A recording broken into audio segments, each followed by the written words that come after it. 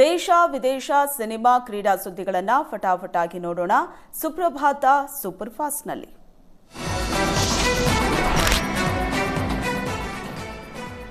ಉದ್ಯಮಿಯ ವಿರುದ್ಧ ಸಾಮಾಜಿಕ ಜಾಲತಾಣದಲ್ಲಿ ಕೋಮುದ್ವೇಷ ಮತ್ತು ಸುಳ್ಳು ಆರೋಪ ಮಾಡುತ್ತಿದ್ದ ವ್ಯಕ್ತಿಯೊಬ್ಬರನ್ನ ಸೂರತ್ಕಲ್ ಪೊಲೀಸರು ಬಂಧಿಸಿದ್ದಾರೆ.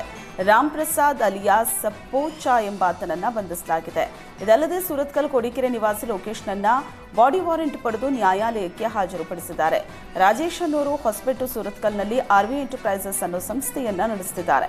ಆದರೆ ವಾಟ್ಸ್ಆಪ್ ಗ್ರೂಪ್ಗಳಲ್ಲಿ ದುಷ್ಕರ್ಮಿಗಳು ರಾಜೇಶ್ ವಿರುದ್ಧ ಕೋಮುದ್ವೇಷ ಹರಡಿಸಲು ಪ್ರಯತ್ನಿಸಿದ್ದಾರೆ.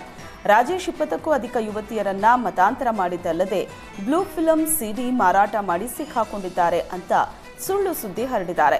ಈ ಕಾರಣಕ್ಕೆ ಆರೋಪಿಗಳ ಮೇಲೆ ಸೂಕ್ತ ಕಾನೂನು ಕ್ರಮ ಜರುಗಿಸಲು ರಾಜೇಶ್ ಸೂರತ್ಕಲ್ ಪೊಲೀಸ್ ಠಾಣೆಯಲ್ಲಿ ಪ್ರಕರಣ ದಾಖಲಿಸಿದ್ರು. ತನಿಖೆ ನಡೆಸಿದ ಸೂರತ್ಕಲ್ ಪೊಲೀಸರು ಆರೋಪಿಯನ್ನ ಬಂಧಿಸಿ ನ್ಯಾಯಾಲಯಕ್ಕೆ ಹಾಜರುಪಡಿಸಿದ್ದಾರೆ.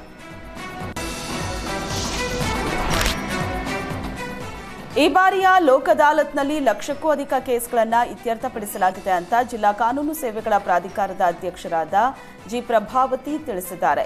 ಜಿಲ್ಲಾ ನ್ಯಾಯಾಲಯದ ಆವರಣದಲ್ಲಿರೋ ವ್ಯಾಜ್ಯ ಪೂರ್ವ ಪರಿಹಾರ ಕೇಂದ್ರದಲ್ಲಿ ನಡೆದ ಸುದ್ದಿಗೋಷ್ಠಿಯಲ್ಲಿ ಅವರು ಮಾತನಾಡಿದರು.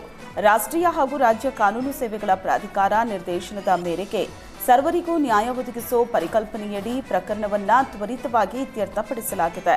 ಈ ಅದಾಲತ್ನಲ್ಲಿ ಒಟ್ಟು 1,01,431 ಪ್ರಕರಣವನ್ನ ಇತ್ಯರ್ಥಪಡಿಸಲಾಗಿದೆ ಅಂತ ಜಿಲ್ಲಾ ನ್ಯಾಯಾಧೀಶರು ತಿಳಿಸಿದರು. ಈ ಹಿಂದಿನ ಅದಾಲತ್ಗಳಿಗಿಂತ ಈ ಬಾರಿ ದಾಖಲೆ ಪ್ರಮಾಣದಲ್ಲಿ ಪ್ರಕರಣಗಳು ಇತ್ಯರ್ಥಪಡಿಸಿದ್ದು ಹೆಮ್ಮೆಯ ಸಂಗತಿಯಾಗಿದೆ. ಲೋಕ್ ಅದಾಲತ್ ಯಶಸ್ಸಿಗೆ ಜಿಲ್ಲಾ ಹಾಗೂ ತಾಲೂಕು ಕಾನೂನು ಸೇವಾ ಪ್ರಾಧಿಕಾರದೊಂದಿಗೆ ಸಹಕರಿಸಿದ ವಕೀಲರು, ಕಕ್ಷಿದಾರರು, ಜಿಲ್ಲೆಯ ಎಲ್ಲ ನ್ಯಾಯಾಧೀಶರಿಗೆ ಧನ್ಯವಾದ ತಿಳಿಸಿದರು. ಜನಸಾಮಾನ್ಯರ ಶ್ರೇಯೋಭಿವೃದ್ಧಿಗಾಗಿ ಕೇಂದ್ರ ಸರ್ಕಾರ ಜಾರಿಗೊಳಿಸಿದ ಯೋಜನೆಗಳನ್ನು ಜನರ ಮನೆ ಮನೆಗೆ ತಲುಪಿಸೋ ಗುರಿ ನಮ್ಮದಾಗಿದೆ ಅಂತ ಸಂಸದ ತುಕಾರಾಂ ಹೇಳಿದ್ದಾರೆ. ಬುಡಕಟ್ಟು ಸಮುದಾಯಗಳು ಸರ್ಕಾರದ ಯೋಜನೆಯನ್ನ ಸದುಪಯೋಗ ಪಡೆದು ಮುಖ್ಯ ವಾಹಿನಿಗೆ ಬರಬೇಕು. ದೇಶದಲ್ಲಿ ಪರಿಶಿಷ್ಟ ಪಂಗಡ ಜನಾಂಗದವರು ಹೆಚ್ಚಾಗಿರುವ 26 ರಾಜ್ಯಗಳು, 4 ಕೇಂದ್ರಾಡಳಿತ ಪ್ರದೇಶಗಳು, ರಾಜ್ಯದ 28 ಜಿಲ್ಲೆಗಳ 1,089 ಗ್ರಾಮಗಳನ್ನು ಆಯ್ಕೆ ಮಾಡಲಾಗಿದೆ. ಆ ಪೈಕಿ ಬಳ್ಳಾರಿ ಜಿಲ್ಲೆಯ 5 ತಾಲೂಕುಗಳಿಂದ ಒಟ್ಟು 59 ಗ್ರಾಮಗಳನ್ನು ಪ್ರಧಾನಮಂತ್ರಿ ಜನಜಾತಿ ಉನ್ನತ ಗ್ರಾಮ ಅಭಿಯಾನದಡಿ ಆಯ್ಕೆ ಮಾಡಲಾಗಿದೆ. ದೇಶದಲ್ಲಿ ಸುಮಾರು 5.5 ಕೋಟಿ ಬುಡಕಟ್ಟು ಜನಸಂಖ್ಯೆ ಇದೆ. ಬುಡಕಟ್ಟು ಜನ ಸಮಗ್ರ ಅಭಿವೃದ್ಧಿಗಾಗಿ ಮೂಲಭೂತ ಸೌಕರ್ಯಗಳು, ಆರೋಗ್ಯ, ಶಿಕ್ಷಣ, ಜೀವನೋಪಾಯಕ್ಕೆ ಬೇಕಾದ ಸೌಲಭ್ಯವನ್ನು ಒದಗಿಸಿಕೊಡಲಿವೆ. ಒಟ್ಟಾರೆಯಾಗಿ ಬುಡಕಟ್ಟು ಜನರ ಸಾಮಾಜಿಕ, ಆರ್ಥಿಕ, ಶೈಕ್ಷಣಿಕ ಅಭಿವೃದ್ಧಿಗೆ ಕ್ರಿಯಾ ಯೋಜನೆ ರೂಪಿಸಲು ಕ್ರಮ ಕೈಗೊಳ್ಳಬೇಕಾಗಿದೆ ಅಂತ ತುಕಾರಾಂ ಹೇಳಿದರು.